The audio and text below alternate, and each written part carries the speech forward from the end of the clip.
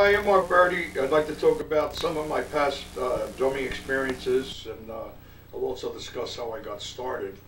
I was always a moderate drinker, sometimes maybe a little more than moderate, but I was never on drugs, never had anything to do with drugs, never knew anything about drugs. In fact, first time I heard the word joint, I thought they were talking about a nightclub. One guy in New York, he came up to me when I was about 18, he said, what do you think of LSD? I thought he was talking politics. I thought he was, I was ready to say, he'll make a nice president. That was in the days of LBJ and JFK. You know? But, no, I started at a very young age, about 5. The only reason why I had a pair of sticks at 5 is because my uncle gave them to me. My father was against me playing the drums. He was a jazz violinist in the early 30s. And he always labeled the drums as just a timekeeping instrument, not a musical instrument. This is even before Krupa. And you know, he always felt that way, and he never tried to encourage me to play.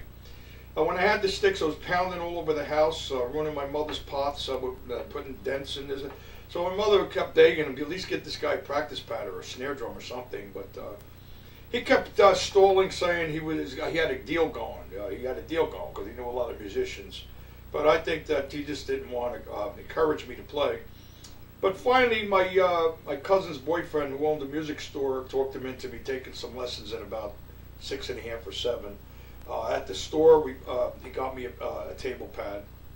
So with the first teacher, he taught me the basic reading and the Latin beats. I was doing it on a pad. I didn't have no drum, and the swing beats or whatever. Correct hand technique, mostly wrist. And I stayed with him for quite a few years. My cousin that lived in the back was way behind me. He just started taking lessons, and one day he came running in the house, all excited that his father just got him a 3-piece drum set. My mother saw red because she's been begging my father for quite a while now to get me a set, and he kept stalling. So she said, "We're going to a music store right now. I want you to pick the best set in the house because this is the last check I'm going to write." She was right. We go to Dorn and Kirshner in Newark. There's Krupa sets on the racks there, 6-piece sets of about $500–600. And I figured, let me get a lesser set. Maybe my father won't be as angry. We wind up getting this 2-piece snare and bass set, which I really kicked myself for not getting a better set. My father walked in, saw the set in the bedroom, and he got so angry. The first thought that came to my mind is I should have got the best set in the house, like my mother said. And sure enough, that was the last check she ever wrote. And my father had a workshop in the back. He was a cabinet refinisher, and he used to get in all these big stereo cabinets, stereos. And in fact, we were the first ones to see color TV on the block. And I bought a few toms later on, and I set the drums up in the shop, and I was playing records to these big stereos that he was refinishing. I'll tell you, if you stand in the street, you would think Count Basie was in my father's workshop. That's how loud the drums blended in. In fact, I was kind of fortunate that the neighbors loved the music I was playing. They didn't mind at all. In fact, one lady, she'd sit in her yard asking me, when are you going to go in there and play? She was looking forward to hearing the old Benny Goodman, Gene Krupa records and Count Basie and whatever. And, well, I had a tough grandfather.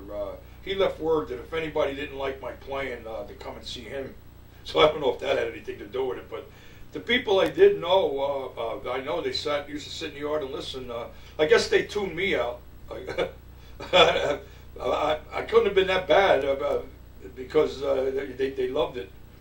But the next teacher I had, about 15, was Carl Wolf in Bloomfield, New Jersey. He was an ex-student of Joe Morello, so he was quite schooled on the Billy Gladstone system and how to utilize the rebound stroke, how to get the right grip on the stick to get the best rebounds, the best leverage.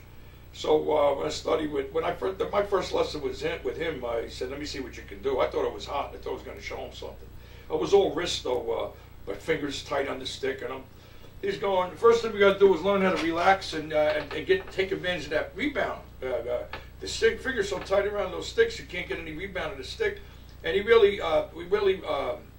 helped me a lot with that, utilizing the rebound stroke, adding finger technique to it. In fact, Joe Morello a few times I went to visit him. He was very schooled on that technique, the Gladstone technique.